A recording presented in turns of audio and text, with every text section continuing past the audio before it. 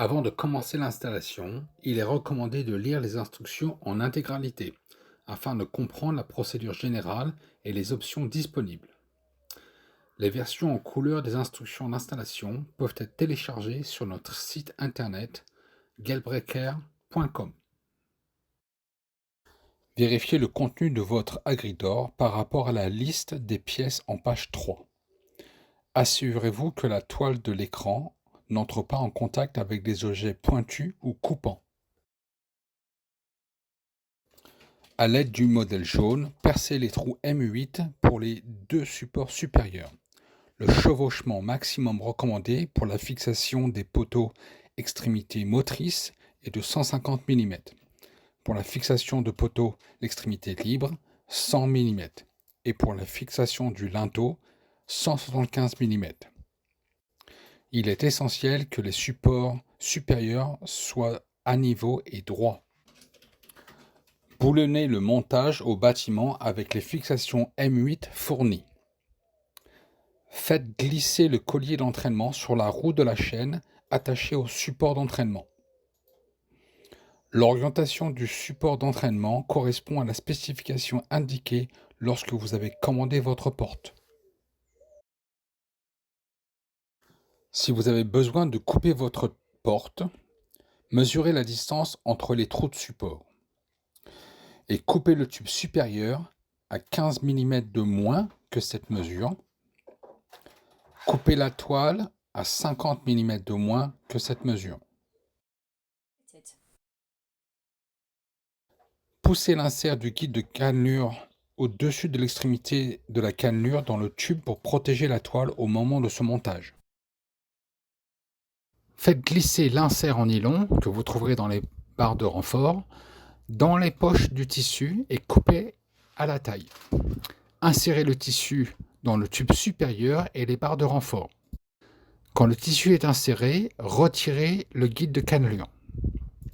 Fixez l'écran à chaque angle à l'aide des vis auto-perforeuses de 25 mm fournies.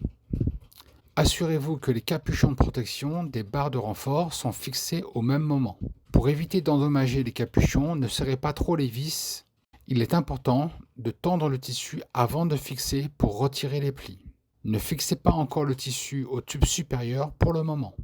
Enroulez les barres de renfort et le tissu sur le tube supérieur. Il est important que lorsque la porte est accrochée, le tissu passe à l'arrière du tube supérieur, entre le tube et le bâtiment.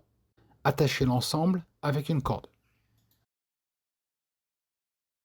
Glissez l'ensemble du ressort dans le tube supérieur. Soulevez l'ensemble en position en vérifiant que le tissu se déroule à l'arrière du tube. Placez le tube supérieur sur le collier d'entraînement et boulonnez le support d'extrémité du ressort au bâtiment avec les boulons M8 fournis. Si un capot a été fourni, installez les supports de capot à ce stade, étiqueté CB1. Vous trouverez les instructions pour installer le capot à la fin de cette vidéo. Découpez de manière égale 2 rails de guidage afin de remplir l'espace entre le bas des supports supérieurs et le sol, en prévoyant 4 cm pour le guide. Assurez-vous que l'extrémité non découpée avec la fente et les trous se trouve vers le bas, prête à recevoir les loquets de verrouillage. Montez la paire de guides dans le coin supérieur des rails de guidage, l'extrémité coupée, et fixez-les à l'aide du boulon et de l'écrou M6 par 12 sur la face avant.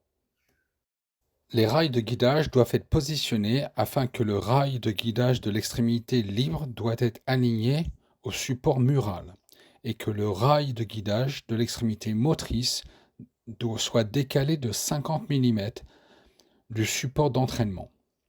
L'extrémité coupée des rails de guidage doit être positionnée à côté des supports muraux.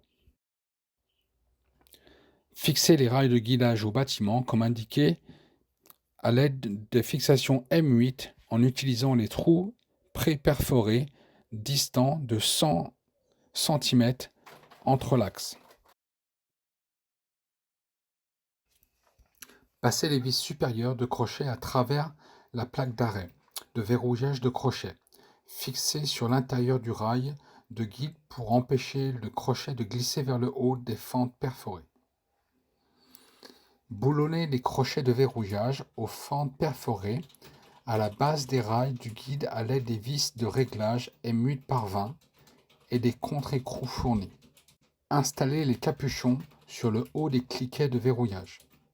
Assurez-vous que l'arbre pivotant du support de blocage n'entre pas en contact avec le rail de guidage. Faites passer la chaîne de fonctionnement autour de la roue de la chaîne, à travers le guide de chaîne et coupez à la longueur requise si nécessaire. Faites en sorte que la chaîne forme une boucle continue avec le médaillon de liaison. Limez tout rebord saillant afin de vous assurer que la chaîne ne blesse pas les opérateurs. Installez le tendeur de chaîne au rail de guidage ou au bâtiment à l'aide de 2 fixations M8. La hauteur du tendeur dépend de votre installation, mais est généralement de 1,5 m de haut. Prétendre le mécanisme à ressort en faisant pivoter le rouleau en direction indiquée. Ceci est fait en tirant la chaîne interne vers le bas. Le nombre de tours de prétention est donné dans le tableau. Par exemple, la hauteur de votre porte est de 3,10 m et 3 m de large. Cela veut dire qu'il faut 9 tours. Lorsque vous avez effectué le nombre de tours requis, bloquez la chaîne de fonctionnement dans le tendeur de chaîne. Quand vous mesurez l'insert et le volet inférieur, mesurez la distance entre les rails de guidage et ajoutez 15 mm. Faites glisser l'insert en nylon dans la poche du rabat et faites glisser le rabat dans la cannelure inférieure. Détachez le montage du tube supérieur et abaissez la porte. Tirez le panneau de tissu à l'extérieur des rails de guidage et faites-le glisser sur les tubes inférieurs. Centrez et coupez le tissu en excès comme indiqué. Enfoncez les inserts dans le tube et installez en utilisant les vis autoperforeuses M4 x 19 mm fournies. Sécurisez le volet avec les mêmes vis. Abaissez complètement votre porte, vérifiez la position de l'écran et fixez chaque coin en utilisant les vis autoperforeuses de 19 mm fournies. Il est important de tendre la toile latéralement afin d'effectuer la fixation afin d'éliminer les... Insérez une extrémité du tube inférieur dans le rail de guidage, soulevez et insérez l'autre extrémité dans le rail de guidage opposé. Ajustez la chaîne de fonctionnement afin que lorsque la porte est abaissée, le médaillon de jonction est situé en dessous du tendeur de chaîne. Pendant les périodes de vent fort, une force importante est exercée sur la chaîne entre la roue et le tendeur de chaîne, et il existe un risque que dans ces circonstances, le joint lâche. Apposez les étiquettes de consigne des loquets de verrouillage à l'avant des rails de guidage à une hauteur appropriée, généralement à 1,50 m au-dessus du niveau du sol. Apposez l'étiquette signalétique de l'entreprise au centre, à l'avant du tube inférieur.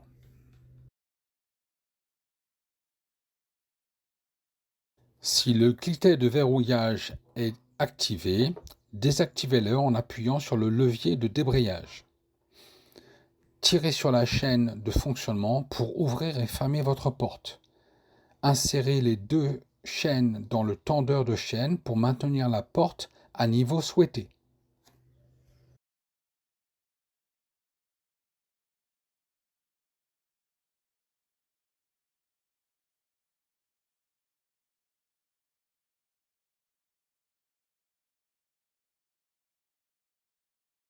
Fixez les supports de capot avec les boulons M8 fournis.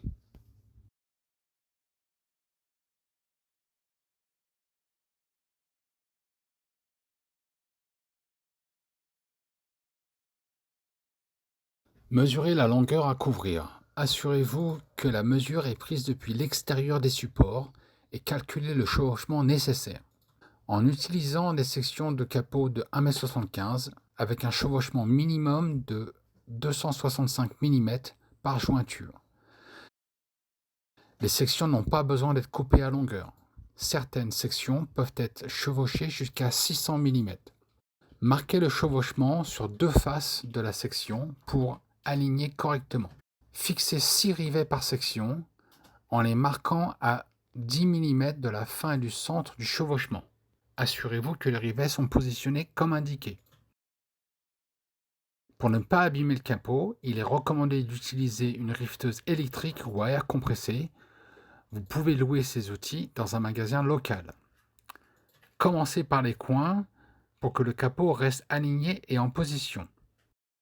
Lorsque vous riftez l'ensemble, il est important que le capot soit aligné et bien plat. Si besoin, soulevez et posez les cales pour maintenir le capot en position. Lors du perçage des plaques, une pince à grippe est recommandée pour maintenir les plaques en position.